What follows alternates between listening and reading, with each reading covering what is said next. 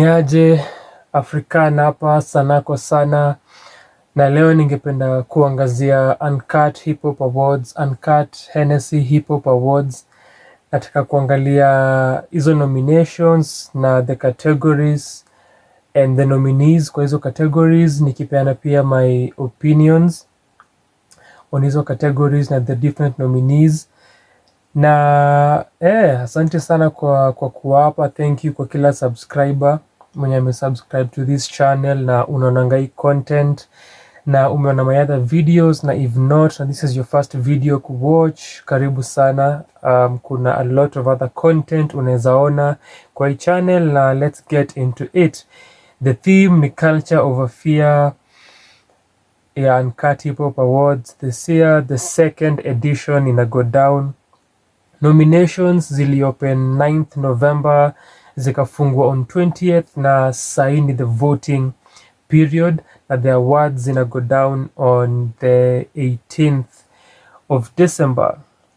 Hizo ni 11 days from now during hii time na record video. Kurush quickly kuanza through the categories. Kuna best male artist, best female artist, song of the year, producer of the year, video of the year, video director of the year, best graffiti artist, group of the year, best hip hop radio show, DJ of the year, album of the year, mixtape of the year, mixtape/EP of the year, breakthrough artist of the year, collabo of the year, lyricist of the year, best clothing brand, lifetime achievement award, honorary award, drill artist of the year, gospel hip hop artist of the year, coastal hip hop artist of the year, best alternative media na each one teach one award.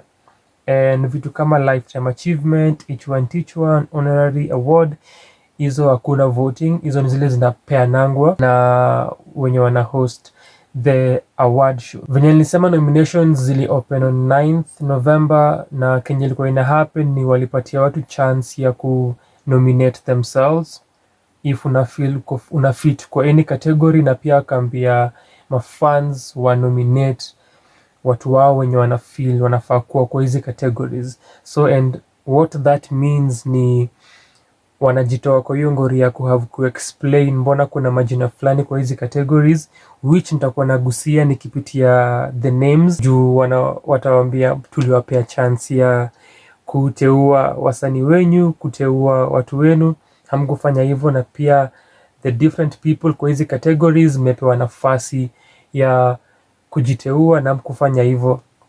So if anything, nyinyi ndio tutalaumu and not us as the organization yenye inashughulika na hizi awards. That brings in my first comment. Nikiangalia pages za UnKut on Facebook na on Instagram, the Instagram one imekuwa more active kushinda Facebook. Twitter nimetafuta nini yao hawana, na nasema hivi ku bring in point ya the Facebook ilikuwa time ya nominations ilikuwa na only 3 posts za 3 categories, while IG ilikuwa na categories zingine zote. Na so nikiangalia stage ya nomination, question ilikuwa nayo kwanza ni how do you get to the final names kwa different categories. Juu watu wana vote, watu wana mention their people, which is fine, hiyo ndo system mnatumia. Sasa shida inakamini kwa do you actually count the number of comments za watu wametajwa ndio tuseme this is the final list we are having, ama inaendaje? And then do you tally both Facebook and Instagram? Do you go to Twitter kuangalia wase walinominate watu huko, ama mnaifanyaje? Juu nadhani hapo hiyo kwanza for me the first sort of loophole yenye someone can ask a question about, juu counting and keeping tabs na the number of comments, especially categories kama best male artist, best female artist, hizo ni highly contested categories, album of the year, lyricist of the year. Na ukienda kwa the comment section on Instagram for example, kuna so many comments, those are waliziturn off a couple of days ago time nominations ziliisha and so hizo na comments, but hiyo time ya hiyo process comments zilikuwa nyingi sana, comments zilikuwa mob kwa hizo categories. So nilikuwa na imagine how hard hiyo itakuwa for the ones behind this kuhesabu na kuweza kusema msanii fulani aligana 100 nominations, huyu alipata 1000 nominations. Juu again pia sometimes utaona wasa wamecomment, one person amecomment mara 5 with the same name, so kuna hizo, and if someone is to ask for the evidence ya the actual numbers zenye wasanii walipata katika hizi categories, is UnKut able to provide that na tuambie from Instagram huyu msanii kwa category alipata hii number of votes, from Facebook huyu alipata this number of votes, and finally hawa ndio the artists wenye walikuwa kwa hizi categories. Juu kitu kama female artist of the year, best female artist iko na I think 5 or 6 names, the male iko na around 4. So does it mean for this female kuna some of them who tied ndo wakakuwa more than the male category, ama kuliendaje? So hiyo ni my first comment wenye ningeanza nayo, na pia question idea ya sisi kama fans kunominate watu just because ni maarifu wetu, just because umse ni best yangu, just because huyu msanii ni my favorite, na pengine hakuputin mwaka, pengine kazi yake haikuwa up to par kumatch up kufit kwa hiyo category, ama unaona vitu kama hizo. Hiyo kukua objective, which some of these points nasema niliongelea kwa a podcast episode ya Out the Booth podcast na Eugene alini host. Nilipata nafasi ya kuzungumza hapo kuhusu awards na other 2 panelists. Nitashare the link below kwa the description, ukipata nafasi uende usikize. Hiyo pia ilikuwa kitu nilisema, one thing that awards ina miss ni objectivity, na sisi as fans sana sana kwetu kunominate watu just because ni best zetu, just because ni our favorites. Hatuangalii the quality of the work na ile kazi yenye wamefanya for the past 1 year, ndio tuangalie na objective eyes tuseme wame qualify kufitio kwa hizi categories. So acha tuangalie the various categories na people who've been nominated. So voting ishaanza, so hope unachangamka kwa hiyo Google document kupatia the people whom you think should win. Tunaanza na video director of the year, Chebeni, Cubic, Qvisual na Robert Wesley. Siwezi sema nimeona a lot of work from Qvisual na a lot of work from Robert Wesley. That is me.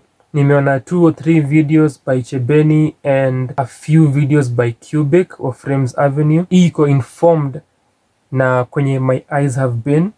Si ati hawaja put in work the other 2 video directors. You ki look through their pages, utaona the videos they did. Nilipitia Qvisual ndo nikaona ni alifanya kumbe video Calligraph na Breeder, and then Robert Wesley pia put in a lot of work this year working with different artists. So naona it's a tight category, na just nikiangalia the comments nimeona Wesley amekuwa mentioned sana. Robert Wesley all the way, possibly anaweza chukua. Naona it's either yeye or Cubic, possibly yeye ama Cubic depending on how that one goes. And then lyricist of the year, hapa ndo hip hop fans hapa hivi, out of the 4, Romy Swahili, Jaquil, Ska na Joseph. Romy, Jaquil na Joseph wametoa projects mwaka, solo projects. No, Jaquil akona a solo album, his debut album ilitoka early this year, New Decade Same Dreams. Joseph alitoa Reason to Listen mixtape. Romy as Black Swahili walikuwa na Antidote. Ska as Wakadinali wametoa an album. just a week ago, and then through the year amekuwa na a lot of feature verses na pia stuff za wakardinali. And sasa hapo ukiangalia penmanship ita get competitive. Joseph ni an amazing writer, mi uko na issue na delivery yake, though Ska na kuanga na amazing flow, anajua kuflow kwa beats, delivery yake kwa ukimsikia na imekikae simple. Jacquel naweza sema has a lot to offer. Niko na reservations about his project, his album, but akona a lot to offer. And then Romy Swahili, I think out of this list my favorite MC ni Romy. Romy ni different, writing yake out of all of them, writing yake inajiseclude, inajiseparate, na yeye ni my favorite kwa hii list. So individually I'll go with Romy. Alafu nikiangalia upande wa fans naweza sema easily Ska could take this category because of the numbers, alafu based on wakardinali na ile influence na numbers wakardinali wako nazo. Mixtape/EP of the year, ino category moja na feel atuko honest as fans. Nilifanya my due diligence na nilifanya my homework. One, kwa hii list nimefanya review ya 2 projects. Nimefanya review ya Sadfa na review ya Mambo Kavu. Both of them ziko kwa hii channel, kama hujazi watch, with my able friends, my brothers, na washukuru sana. Alafu nikisema nimefanya my homework, nilisikiza Hated Beloved a few days ago, nikasikiza pia Plus I Rap Good Yes The Dawn a few days ago, just to see what this is about. Ya S ilitoka 30th October. Now that's another thing ilikuwa niseme. As far as projects ziko concerned, nominations zilianza 9th November. Plus I Rap Good imetoka 30th October. What are we doing? What are we doing? Atuko honest. Project, it's not even a week old. No, it's a week old. Alafu tunaiput kwa conversation ya mixtape of the year. Hapo tunadanganya. Hapo hatukui honest. Hated, kwanza cha niseme, for me naiangalia hivi, 2 weeks to actually naweza sema a month to the nomination, so that is 9th October hadi 9th November. Ka kuna any project imetoka within your period, haizi kwa hii conversation, cause tuna observe what projects have done through an entire year. Conversations zimehappen, pengine the numbers, anything, pengine the impact, whatever criteria tutatumia kupima, but hiyo ndio kenye tunaangalia. Na so hatuwezi sema project imetoka a week to the nomination ni worthwhile kuifit kwa category, kwa conversation ya the entire year. Si feel kama tunakuwa objective, si feel kama tunakuwa honest. Now, Hated Beloved plus I Rap Good ndio nimesikiza recently, si feel kazi na match. Si feel kazi na match really. I might do the reviews of hizo projects, ni share my sentiments more, but ndaiachia hapo kwa sasa. Alafu nikiangalia Mambo Kavu pia nili drop my, tulishare our comments on the same. Unaweza angalia hiyo review kwa hii channel. It's not really the best EP imetoka hii mwaka. And also just to add, As The Dawn ukiangalia venye release hii project plus I Rap Good, hajaita mixtape ama EP. Kwa page yake on Instagram ameita an LP. Boomplay wameita an album. Alafu kwa another post amesema go listen to my tape. Sa one ni confusing, na hapo tunalaumu pia msanii. Consistency ya kutupatia information ya projects zako, tafadhali. Kama wewe ni msanii, angalia tujue, is this an album, is it, what are you calling your project? And people nowadays call projects tapes. New tape, not kumaanisha mixtape, but they call projects tapes. So na si EP, unaona. Na nikumsha last year walieka Rain the LP. Msanii ameita project Rain the LP, alafu ikasetiwa kwa hii kategoria mixtape/EP of the year. Hiyo ilikuwa mchezo gani? Anyway, for me easily Sadfa. I challenge you, niambie an EP yenye na match Sadfa yenye imetoka huu mwaka. Na kuchallenge niambie hakuna kitu kama Sadfa ya Tra na Akili Black. None comes close to this. Hakuna. Collab of the year, wewe ni nani? Steph Capella featuring Scar, Out Here, Monski na Butros na Jovi, Cheche, Octopizo, Barak Jacuzzi, Kitu Nono Remix, Brida featuring Mandy, Butros, Saru, Master VK na Denzel Kong.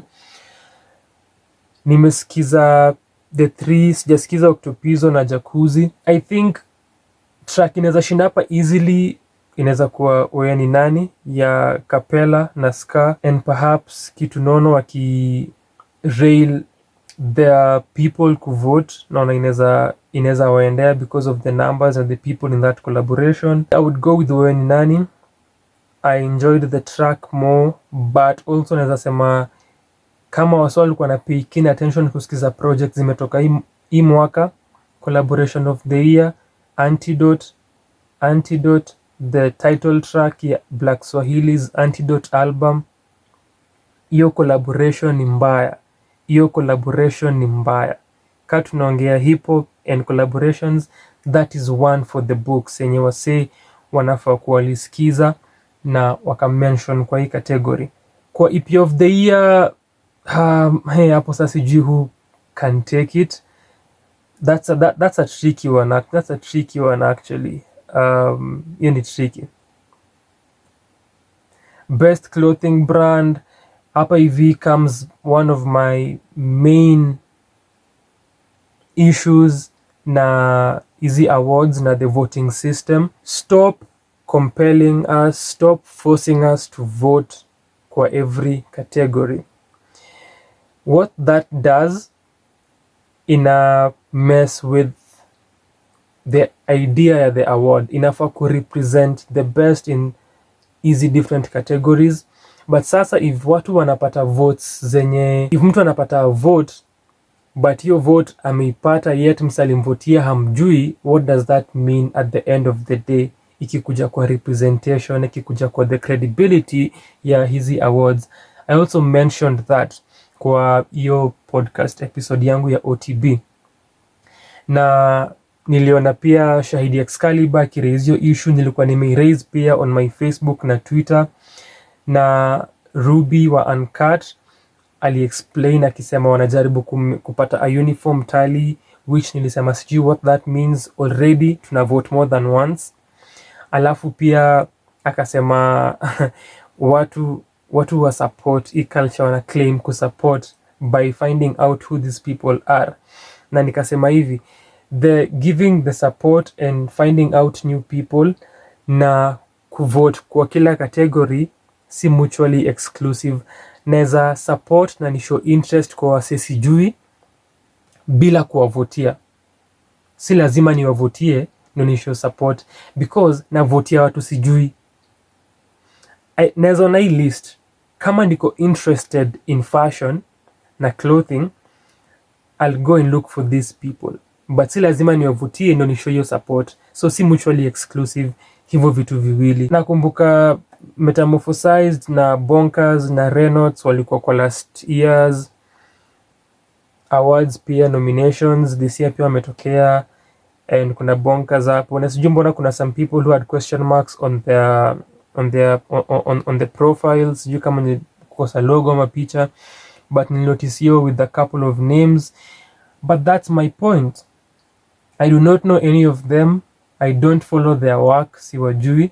Sifai kukuwa forced kuvote kwa category yenye sijui anyone kwa hiyo category. Itaharibu the voting. Na watu watapata kura wadhani they are the best, and to Dhanisi Awards ni representative na si hivyo. Producer of the year, personally nime-encounter more works by HR, but again ka the earlier category nimegusia, that's premised on kwenye macho zangu ziko.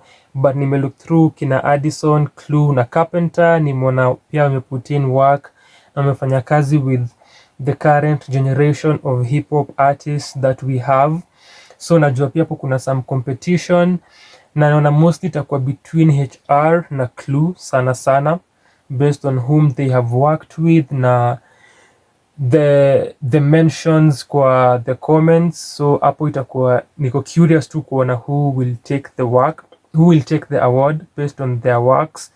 And then but since nimeangalia profiles zao na kazi umefanya, nitakuwa curious kusikiza nione, cause pia si about kukuwa na a large body of work, but also nikiangalia producer of the year pia nafikiria quality ya kazi umefanya. Kwa comments niliona mtu aliuliza where is Africa Mkardinali, legit question. Sijui kwa watu wake alimnominate, but na feel ameput in kazi na kazi safi pia huu mwaka.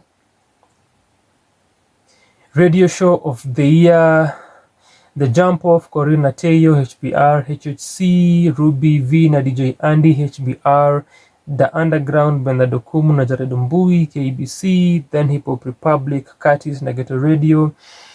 Which reminds me, huu mwaka most of the categories ziko na watu wanne, na sijui kama ni that's where the tallies zilikuwa zinafika za the final numbers and nominations, ama hivi ndio waliamua. Last year walikuwa wanachezea between 5 to 6 names, this year wamezi cut down to 4. Nita mention pia another point kuhusu kukuwa na conflict of interest, na feel kama nyinyi ndio wenye mna host na mna on hizi awards, kukuwa na your show as part of the nominations, si feel